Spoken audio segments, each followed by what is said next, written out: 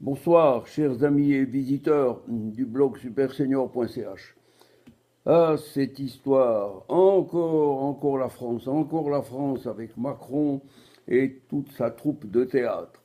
Savez-vous que l'opération des maires de la Normandie présents à Porthold, le fameux joli petit village qui était barricadé pour protéger le président, par quelques centaines, paraît-il plus, de CRS qui ont tenu à distance les Français de souche, les gilets jaunes, qui savent être partout là où le président annonce sa visite. La communication fonctionne extrêmement bien maintenant grâce à ces petits appareils que nous avons tous et qui permettent de communiquer instantanément de bonnes ou de mauvaises nouvelles. Je reviens vite à ce cher monsieur Macron. C'est un sacré manipulateur.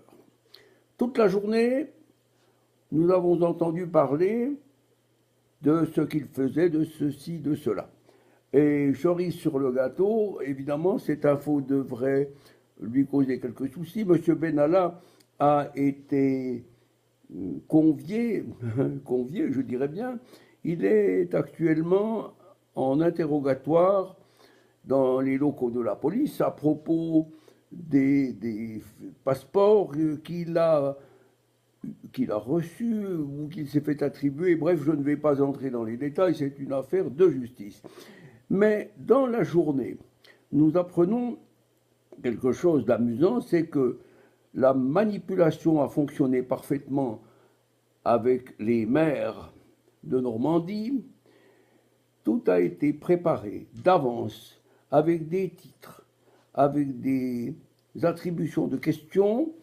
Les maires ont été choisis, désignés au préfet, et ils étaient préparés à poser les bonnes questions. On dit aussi que les coordinateurs choisis avaient attribué à leurs collègues des questions afin de ne pas désarçonner le président. Désarçonner le président. Voilà où nous en sommes. Alors, avec cette histoire, que pensez-vous de la qualité, de la spontanéité de M. Macron? Tout ça, c'est du vent. On a, dans la journée, tenté une opération conjointe de communication. BFM TV s'est fendu de sous-titres en disant Macron a-t-il repris la main?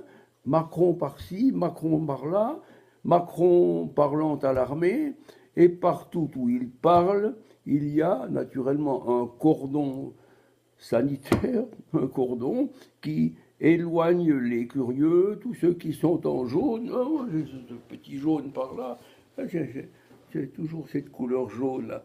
Ça, c'est amusant, ça peut même servir de coussin quand on est fatigué.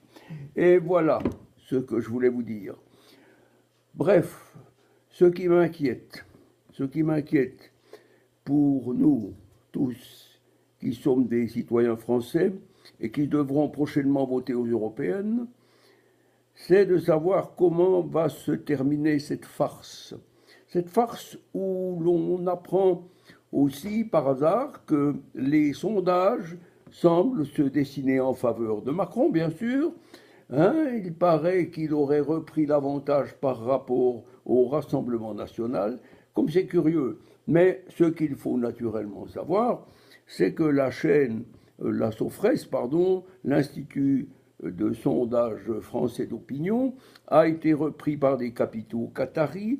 Et tenez-vous bien, sachez qui est le vice-président de cette Sofres qatari, il n'est autre que le fils de Madame Brigitte Trogneux, devenue Madame Brigitte Macron. Bref, c'est le beauf qui a 2 ans de plus que notre disons, oui, que le président. Il a 2 ans de plus et c'est lui qui est à la tête de cet institut de sondage qui, comme par magie, attribue tout d'un coup un renversement d'avance de points en vue des européennes. Là, c'est de la manipulation.